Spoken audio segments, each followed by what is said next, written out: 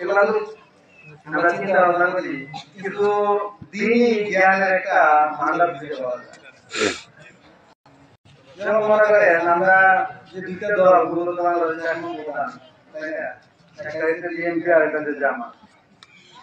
এই দুইটা দলের নীতি নির্ধারক যারা, তাদের কথাবার্তা শুনলে বুঝতে পারবেন কারো কোনো চিন্তা ভাবনা পরকালে হিসাব দিতে হবে।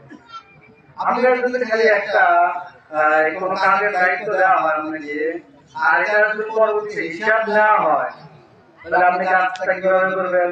আর যদি খালি হিসাব না নেওয়া হয়, তাহলে আপনি নিজের ইচ্ছা মতো করবেন, তাই না? ঠিক ওরকমই বাংলাদেশে যে দুইটা দল, জামাত ইসলাম চিন্তা করতেছে, জামাত ইসলামের সবাই একই চিন্তা ভাবনা যে পরকালে আমাদের হিসাব দিতে হবে। এই কারণে গত দিনে টার্মে যে সরকার তখন দেখেন জামাত ইসলামের দুজন মন্ত্রী ছিল, আর বিএনপিরও কিন্তু অনেকগুলো মন্ত্রী ছিল, তাই না?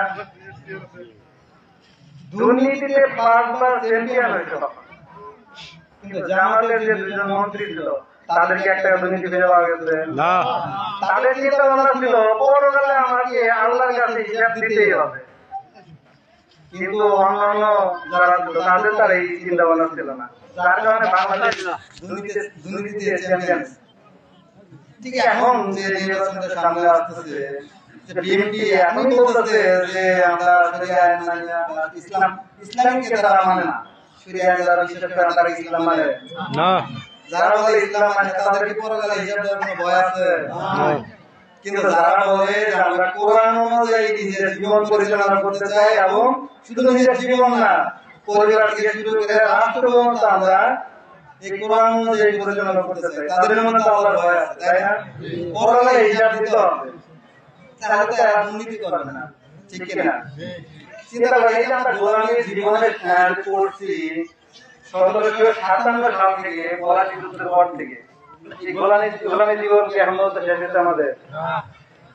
100 বছর এক কোম্পানি আমাদেরকে শাসন করলো, ইন্ডিয়া কোম্পানি, তারপরে ব্রিটিশ সরকারি শাসন করলো 90 বছরে,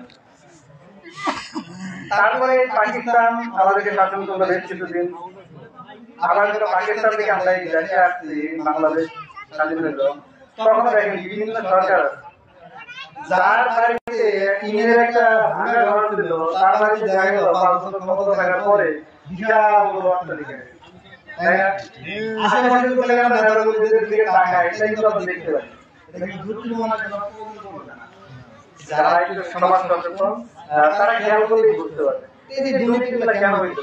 কারণ এদের মধ্যে কিন্তু পরকালের ভয় নাই, শুধু নিজেরা খাওয়ার চিন্তা ভাবনা, গরিব থেকে পয়সা নেওয়ার চিন্তা ভাবনা।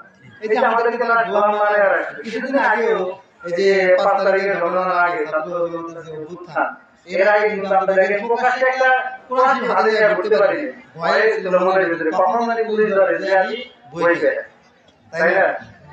মনের ভিতরে ভয় ছিল না, অথচ কোরআন হাদিসের বই এটা রাখলেও আমাদের মনের ভিতরে ভয় থাকতো। কারণ কি? সরকার, প্রত্যেকটা সরকারি এমন গেছে যারা আমাদেরকে শোষণ করার জন্য, জুলুম করার জন্য উৎসাহিত থাকে, কিভাবে শোষণ করা যায় এবং জুলুম করা যায়। ব্রিটিশরা যখন ভারত উপমহাদেশকে তারা দখলে নিল, তখন থেকে তাদের একটা পরিকল্পনা ছিল যে এই দেশটা শুধুমাত্র মুসলমানরাই আবার ফিরিয়ে আনার চেষ্টা করতে পারে, তাছাড়া অন্য কোনো জাতি নেবে না।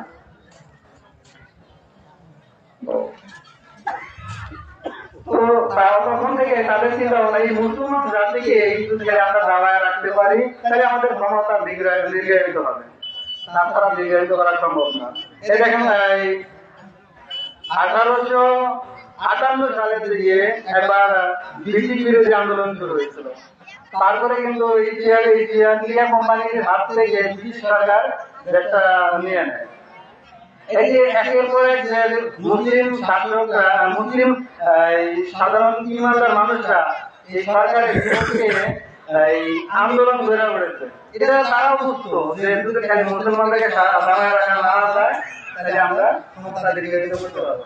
ঠিক এরকমই এই যে সরকারগুলো গেছে, সরকারগুলো যেমন কিছুদিন আগে যে হাসিনা সরকার গেল, এরাও কিন্তু চিন্তা করছে ইসলাম দ্বারা, ইসলামের কাজ করে এদেরকে দমায় রাখা যায়, তবে আমাদের ক্ষমতা দীর্ঘায়িত করা সম্ভব। এই জন্য দেখেন তারা ফাঁসিতে মারলো, গুলি করে মারলো, গুম করলো, ক্রস ফায়ার দিল, তাকে কোনো অপরাধ করছিল, তাদের বাড়িতে চুরি করছিল, তাদের কি অপরাধ ছিল? শুধুমাত্র ইসলামের কথা বল। আর যখনই আপনি ইসলামের কথা বলেন, কোরআন হাদিসের কথা বলেন, কোরআনের ভেতরে যখন আল্লাহ তাআলা বলছে তোমাদের রাষ্ট্র কিভাবে পরিচালনা করবে এই কথা বলেই দেখতে বলে রাজনীতি। এই কথাকে আমরা মানে বলতেছি কোরআন যেটা আমরা অর্থ সহ পড়তে থাকেন, দেখুন অনেকে আপনার সামনে বলতে থাকেন, অনেকে বলতে এটা কোনো রাজনীতিক কোনো বই করতে কারণ কোরআনের ভেতরে যদি রাস্তাটা যেটা করে অর্থ করে এই ধরনের অনেক বিধিবিধান আল্লাহ তাআলা দিয়েছে, যেগুলো বলে আল্লাহ বলতে রাজনীতি। এই জন্য প্রত্যেকটা ছাত্রকে চিন্তা ভাবনা ছিল যদি খালি ইসলামিক মন মানসিকতা লোককে সামনে রাখা যায় তবেই আমাদের সমাজের দিকে এগোতে হবে। আর এখন যারা চাইতেছে আমরা শরিয়া আইন মানি না, তারা তো মনে ধরে তারা পরকালে চিন্তা করবে না, তারা আবার একটা স্বৈরশাসক হিসাবে তাদেরকে আত্মপ্রকাশ করবে। এই জন্য আমরা এই স্বৈরশাসকের হাত থেকে বাঁচার জন্য ইসলামী যারা ইসলাম প্রতিষ্ঠা করতে যায়, কোরআন হাদিস প্রতিষ্ঠা করতে যায়, তাদের পক্ষে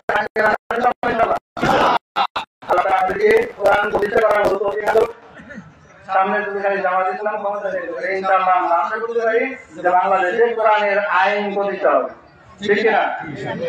এই কথা বলে আমার সংক্ষিপ্ত কথা এখানে শেষ করতেছি। আসসালামু আলাইকুম ওয়া রাহমাতুল্লাহ। বাংলাদেশ জিন্দাবাদ, বাংলাদেশ জামাত ইসলামী জিন্দাবাদ।